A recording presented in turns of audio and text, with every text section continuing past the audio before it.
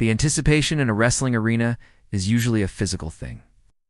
It is a vibration you can feel in the floorboards, a rumble of thousands of voices shouting names, chanting catchphrases, and waiting for the dopamine hit of a familiar entrance theme.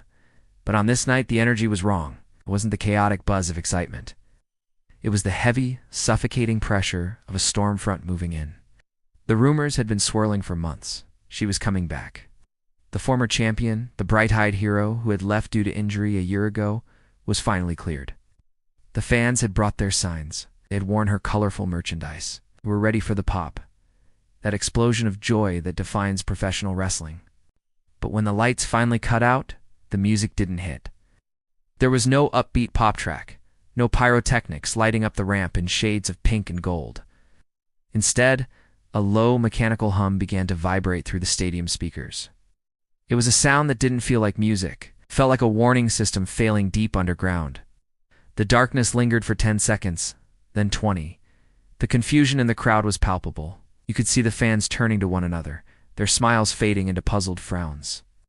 The security guards at the barricades stopped scanning the crowd and turned toward the stage, their hands hovering over their radios. Then the fog machines engaged. But this wasn't the usual white, billowing smoke.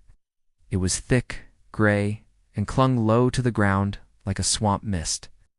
The hum grew louder, morphing into the rhythmic metallic thud of heavy footsteps.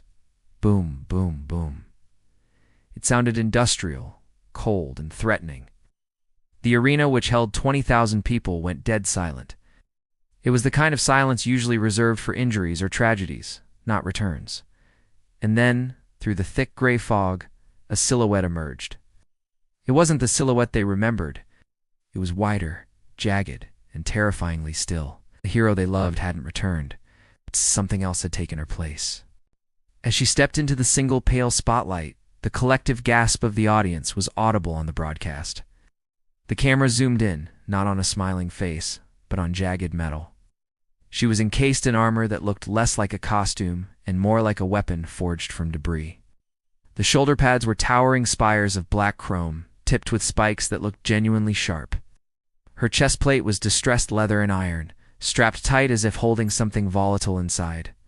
But it was the mask that truly froze the blood in the veins of the front row, covered the lower half of her face, a metallic jawbone mimicking a skull, stripping away any humanity or expression.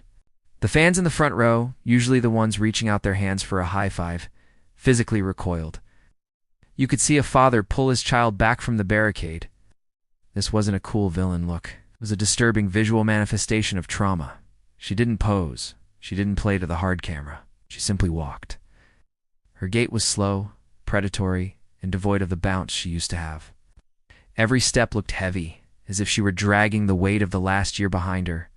The lights flickered in time with her steps, cracking like thunder, illuminating the spiked protrusions on her gauntlets. Commentators, usually quick with a superlative or a shout, were murmuring in hushed tones. They didn't know how to sell this. Was this a heel turn? Was this a breakdown? The script had been thrown out the window the moment she emerged. She stopped at the bottom of the ramp and slowly tilted her head. The movement was robotic, unnatural. Through the eye holes of the mask, her eyes were visible wide, unblinking, and intensely focused on the ring. She wasn't looking at the fans. She wasn't acknowledging the millions watching at home. She was looking at the ring like it was a battlefield she intended to burn down. The fear in the arena was real because the transformation felt too authentic. The bright superstar was dead. A warlord had risen from the grave. Behind the curtain, in the area known as the gorilla position, the atmosphere was chaotic. Usually this control center is a place of organized noise producers shouting counts, directors calling camera angles. But tonight, the producers were staring at the monitors in varying states of alarm. This look, this specific version of the attire, had been kept a secret even from them. The costume department had delivered a sealed crate to her dressing room hours before. No one had seen the final assembly until she walked through the curtain. The writers were frantically flipping through their scripts, realizing that the promo they had written, a happy, "I'm glad to be back" speech, was now completely unusable. You cannot have a woman dressed in spiked dystopic armor recite a speech about gratitude and dream chasing. It would be a tonal disaster. The head producer keyed his headset, his voice tight with stress, instructing the cameramen to keep their distance. "Don't get too close," he warned. "She's not breaking character," the other wrestlers, the ones usually watching on the monitors to gauge crowd reaction, stood with their arms crossed, unsettled. Wrestling is a performance, a dance of trust between two athletes. You put your body in someone else's hands. But looking at her on that screen, watching the way she ignored the fans and marched with that cold, dead stare, the locker room began to wonder if she was still safe to work with. There is a fine line in wrestling between a great character and a legitimate mental break. The best performers blur that line, but she seemed to have erased it entirely. The referee in the ring, who was waiting for the match to start, looked toward the entrance ramp with genuine apprehension. He adjusted his earpiece, asking for confirmation that the match was still on. The woman walking down that ramp didn't look like she was coming to wrestle a match. She looked like she was coming to dismantle a human being. The backstage area, usually a place of camaraderie, felt suddenly cold, infected by the shadow she'd cast on the screen. Inside the ring stood the current champion. She was the Golden Girl, the one who had taken the spotlight while the returnee was out injured. She had spent weeks mocking the absent hero, building up heat, preparing for a standard wrestling rivalry. She was ready for a verbal joust, ready to trade insults and slap hands. But as the figure in the spiked armor climbed the steel steps, the champion's bravado evaporated. We saw something rare on live television, the mask of the performer slipping. The champion lowered her title belt, her eyes widening as she took in the details of the armor up close. The spikes weren't rubber. They glinted with the sharpness of machined steel. The champion took a subconscious half-step back. It was a tiny movement, barely an inch, but the camera caught it. That single step told the story better than any commentary could. The predator had become the prey. The returnee stepped through the ropes, not vaulting over them with athleticism, but parting them slowly, deliberately. She stood in the center of the ring, the fog swirling around her boots, and simply stared. She didn't ask for a microphone. She didn't raise her arms to taunt the crowd. She just stood there, breathing heavily, the sound amplified by the mask, sounding like a respirator in a quiet hospital room. The referee hesitated to ring the bell. The tension was thick enough to choke on. The champion tried to shout something, perhaps a line from her rehearsed promo, but her voice cracked. The returnee tilted her head again, that same bird-like twitchy movement. It was deeply unsettling. It implied that she wasn't listening to words. She was studying anatomy. She was looking for a weak point. The crowd, realizing there would be no verbal exchange, fell into a hush again. They were witnessing a psychological dismantling. The champion, who had ruled the division for a year, looked small, colorful, and fragile against this monolith of gray iron and leather. The fear wasn't scripted. It was the primal reaction to something that didn't belong. While the arena sat in stunned silence, the digital world was exploding. Twitter, Reddit, and Instagram were moving so fast the feeds were a blur. But the sentiment wasn't the usual excitement of a return. It was concern. "Is she okay?" became the #1 trending topic within minutes. Screenshots of the children in the front row crying, terrified of the spiked figure, went viral instantly. Wrestling fans are used to theater. They are used to The Undertaker, to Kane, to monsters. But this felt different because it felt personal. It felt like a manifestation of the severe injury that had put her on the shelf. The internet sleuths began analyzing the armor, pointing out that the metal bracing on her leg matched the medical brace she had worn during rehab. They realized the costume wasn't just a costume. It was an exaggeration of her pain. It was a suit of armor built to protect a broken body. The narrative shifted in real time from cool return to tragic psychological break. YouTube channels that usually cover match ratings were live streaming, discussing the disturbing nature of the segment. They analyzed her eyes, noting the lack of light, the glazed look of someone who had spent too much time in the dark. The silence of the arena was mirrored by the frantic noise of the internet trying to process what they were seeing. Memes didn't appear. Usually a new look generates jokes immediately. Tonight there were no jokes. It's just high-definition captures of that skulljaw mask and the terrified face of the champion. The wrestling community, usually divided, was united in a strange sense of unease. They felt like voyeurs watching someone work through a trauma response on global television. The line between entertainment and reality is the sweet spot of wrestling, and she had just driven a tank right through it. She had scared the whole arena, not with a jump scare, but with the heavy, undeniable truth that the person who left had not come back. Someone harder had taken her place. Back in the ring, the moment came for her to speak. The referee, trying to salvage the segment, handed her a microphone. The feedback of the mic turning on screeched through the speakers, making the audience wince. She held the device in a gloved hand, the leather creaking audibly. She brought it to the grill of her mask. The crowd leaned in. Millions at home turned up the volume. They expected a catchphrase. They expected an explanation. "I'm back to reclaim my throne, or you all forgot about me." But she said nothing.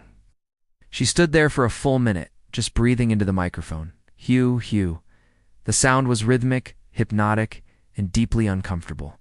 She looked at the hard camera, then at the champion, then dropped the microphone. Thud. It hit the canvas with a finality that echoed like a gunshot. She didn't need words. The rejection of the microphone was the message. It signaled the end of the talking era of her career. She wasn't here to sell t-shirts or cut promos for the morning shows. She was here to inflict consequence. By refusing to speak, she denied the fans the connection they craved. She denied them the human element. She forced them to look at her solely as a physical threat. The champion, confused by the lack of verbal engagement, made a mistake. She stepped forward to shove the armored figure. It was a reflex, an attempt to regain control. The returnee didn't budge. She absorbed the shove, the spikes on her chest plate snagging the champion's attire. Slowly, the returnee looked down at where she had been touched, then back up. The violence that followed wasn't a wrestling move. It was a tackle, brutal and uncoordinated, a release of pure frustration. The crowd didn't cheer the brawl. They gasped at the intensity of it. It looked like a fight in a parking lot, desperate and ugly. The silence was finally broken, not by cheers, but by the dull thuds of bodies hitting the mat. To understand why this look scared everyone, you have to understand the context of her absence. Narrative storytelling in wrestling works best when it pulls from reality. For 12 months, she had been in rehabilitation hell. The rumors were that she might never walk properly again, let alone wrestle. While the wrestling world moved on, finding new heroes and new stories, she was in a gym somewhere, learning how to trust her own bones again. The isolation of injury is a ghost that haunts every athlete. You watch the world spin without you. You see the fans who promised to wait for you buying someone else's merchandise. You start to feel forgotten. The armor she wore wasn't just for show. It was a physical manifestation of that callous. She had built a wall around herself during those lonely months. The spikes were a warning. Do not touch me. I am fragile, and I am dangerous. The fans in the arena sensed this history without a single word being spoken. They saw the jagged edges of her costume and subconsciously recognized the jagged edges of her psyche. This is why they stepped back. They weren't reacting to a villain. They were reacting to a survivor who had come back wrong. The fear came from the realization that the system had broken her. The glitter and the glamour of the WWE had chewed her up and spit her out, and this monster was what had crawled back from the scrap heap. It was a dark mirror held up to the industry. Visual storytelling was masterful because it utilized the audience's knowledge of her injury against them. They expected a triumphant return, a Rocky story. Instead, they got a Mad Max story, a survivalist who had lost her softness in the wasteland of recovery. It transformed the segment from a sports event into a tragedy, giving the character a depth that was terrifyingly real. After the segment ended, the cameras usually cut away, but in the modern era, fan footage often leaks what happens next. A video surfaced later that night showing her walking to the back. Usually a returning star is greeted by applause from the crew, hugs from the other wrestlers, and a celebration of a job well done. The leaked footage showed none of that. She walked through the curtain, and the hallway cleared. The cameramen, the makeup artists, even the executives, parted like the Red Sea. She walked alone to her locker room, the spikes on her armor scraping against the narrow hallway walls. There is a profound loneliness in being feared.